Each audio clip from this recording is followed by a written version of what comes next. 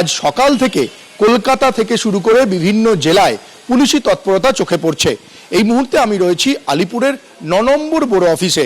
সেখানে যেটা দেখতে পাওয়া যাচ্ছে যে আলিপুর থানার পুলিশ আধিকারিকরা এই বড় অফিসের ভেতরে তারা তাদের যে কাজকর্ম সেই কাজকর্ম চালাচ্ছেন। সকাল 10টা থেকে এই পুলিশি অভিযান আলিপুরের ৯ নম্বর বড় অফিসে চলছে। এখন ঘড়ির কাঁটায় সন্ধ্যে 6টা বেজে গিয়েছে, 8 ঘন্টার ওপর সময় পেরিয়ে গিয়েছে।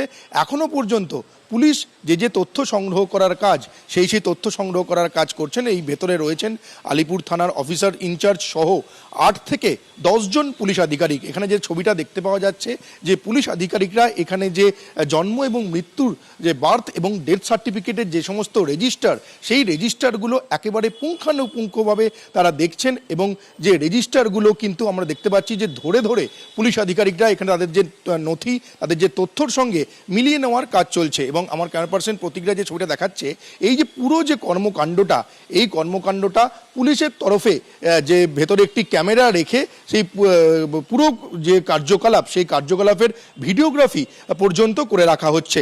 সকাল 10টা থেকে আলিপুরের এই ৯ নম্বর বড় অফিসের সামনে এই যে পুলিশি তৎপরতা সেটা চোখে পড়ছে।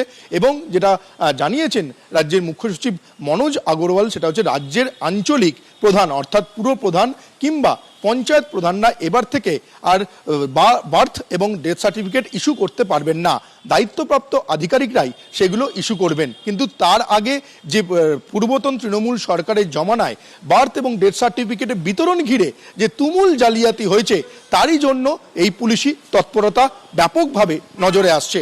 ক্যামেরায় প্রতীক রায়ের সঙ্গে সৌমিত্র রায়, এবিপি আনন্দ, কলকাতা।